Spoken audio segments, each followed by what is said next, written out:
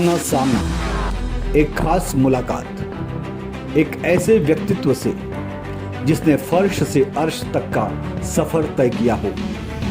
मिलेंगे एक ऐसी शख्सियत से, जानेंगे उनके अनसुने, अनकहे और अनदेखे पहलुओं को उन्हीं की जुबानी। जानेंगे उनके संघर्ष और सफलता के किस्सों को, करेंगे उनसे कुछ खट्टी मीठी बातें।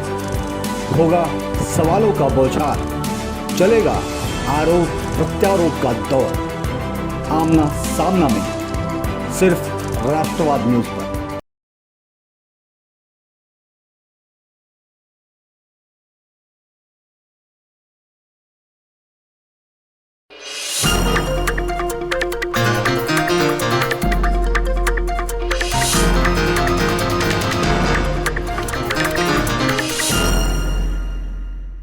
नमस्ते, आप सबका स्वागत है आपकी आवाज इस शो पर। हमारे साथ उपस्थित है श्री शैलेश पांडे जी, जो बीजेपी के महाराष्ट्र के स्टेट स्पोक पर्सन है। शैलेश जी, आपका भी स्वागत है। नमस्ते। तो जैसे कि सर, आप जानते हैं कि हमारे प्रधानमंत्री जी मोदी जी के 9 साल का कार्यकाल अभी फिलहाल समाप्त हुआ है। सो उसके बारे में आप क्या कहना चाहेंगे? सबसे पहले तो मैं आपका बहुत बहुत धन्यवाद व्यक्त करता हूं कि आपने मुझे आपके चैनल पर बुलाकर मेरे मन की बात कहने का अवसर प्रदान किया।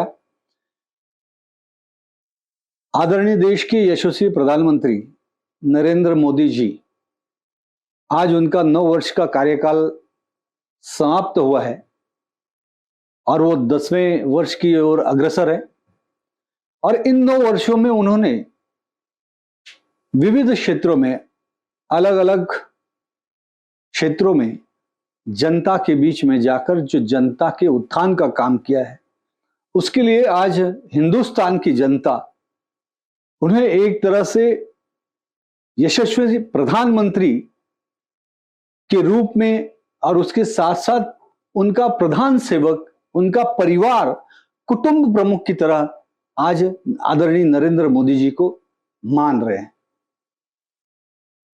आप अगर देखेंगे गहराई से, इन 9 वर्षों में पिछले 10 साल जो सरकारें थी, यूपीए की सरकार थी, और 10 सालों में जो काम हुए थे और इन 9 वर्षों में काम हुए, मैं नहीं चाहता हूं कि इसकी तुलना हो, लेकिन जनता तो तुलना करेगी। सही था। पिछले 10 सालों में मुझे याद है, अभी भी 10 सालों में करीबन 100 से ज्यादा घोटाले हुए यूपीए सरकार में, और उसके आंकड़े लगभग 20 लाख करोड़ रुपए, जिसमें मैं एक घोटाले की यहां पर उल्लेख करूंगा। 1,76,000 करोड़ का सिर्फ स्पेक्ट्रम घोटाला था, और लगातार 10 सालों तक 20 लाख करोड़ का घोटाला, देश का इतना बड़ा नुकसान किया, केंद्रीय मंत्री तक जेल में गए। आप उनसे तुलना करिए, आदरणीय नरेंद्र मोदी जी के 9 साल हो गया, एक भी आरोप आदरणीय नरेंद्र मोदी जी पे नहीं लगे। किसी ने एक उंगली भी नहीं उठाई उनके किसी भी काम के ऊपर, उनके किसी भी मंत्री के ऊपर। आज 9 साल में उन्होंने गरीब कल्याण का काम किया, सेवा का काम किया, जनता का एक अच्छा प्रशासन, सुशासन दिया उन्होंने।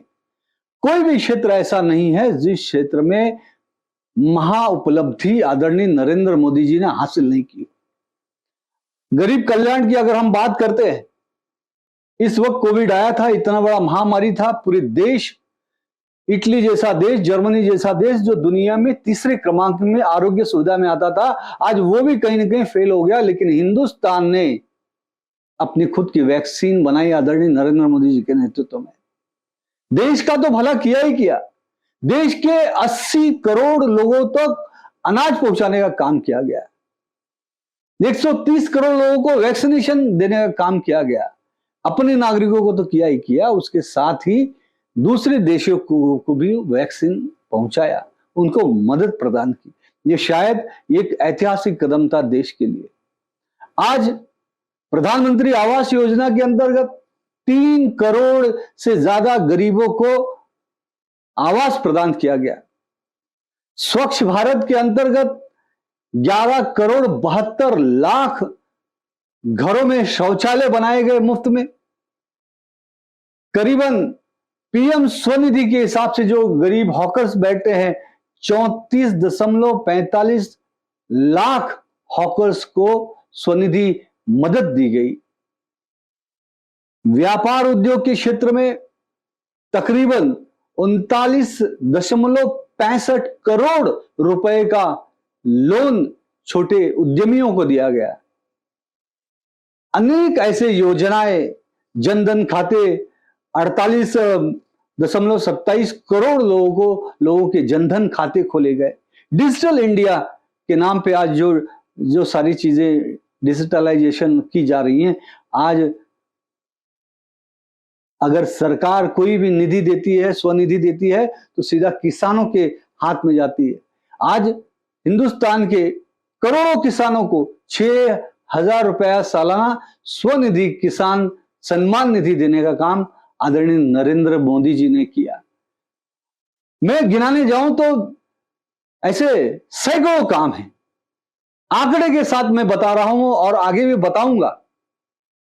चाहे वो गरीबों के कल्याण का विषय हो, मध्यम वर्गीयों के कल्याण का विषय हो, महिलाओं के कल्याण का विषय हो, युवाओं के कल्याण का विषय हो, दलित, दुखी, पीड़ित, शोषित, आदिवासी, अनुसूचित जाति, सभी वर्ग के लोगों के लिए नरेंद्र मोदी जी ने 9 साल में भरपूर योगदान दिया, भरपूर काम किया। कोई भी क्षेत्र ऐसा बचा नहीं है, चाहे वो उद्योग का क्षेत्र हो, शिक्षा का क्षेत्र हो, आरोग्य का क्षेत्र हो, चाहे देश की विदेश नीति का सवाल हो। आज आप देखिए देश की विदेश नीति, ऑस्ट्रेलिया के प्रधानमंत्री हमारे नरेंद्र मोदी जी को नरेंद्र मोदी द बॉस कहते हैं। मुझे बताइए आप, आज तक क्या किसी भी देश के, अपने देश के किसी भी प्रधानमंत्री को विदेश का कोई प्रधानमंत्री, राष्ट्रपति द बॉस कहता था? एक प्रधानमंत्री तो वहां पर साक्षात मोदी जी के पैर छूते हैं।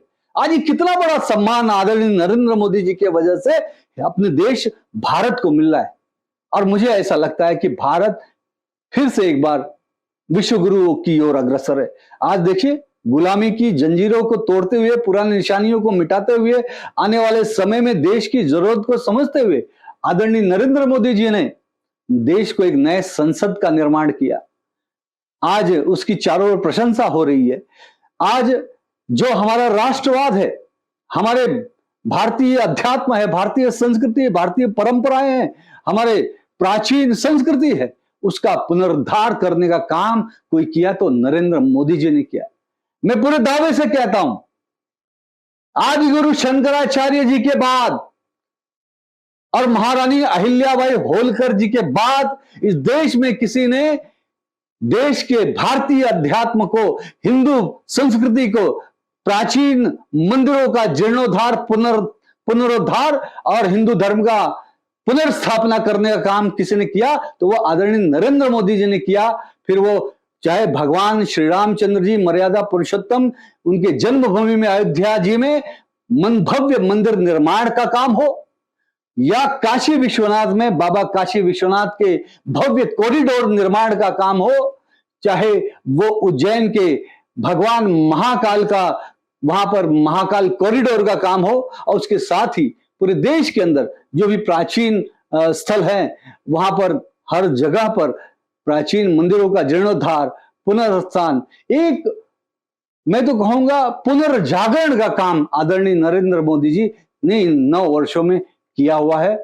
और गरीबों के तो वो मसीहा कहलाए हैं। जिस तरह से उन्होंने जनधन खाते के माध्यम से सीधा लोगों को पैसा दिया, उनको मकान दिलाया, उनको वैक्सीनेशन दिलाया, आज उनको फ्री में अनाज दे रहे हैं, आज वो गरीबों के मसीहा के रूप में जनता उनका भूरी भूरी प्रशंसा कर रही है।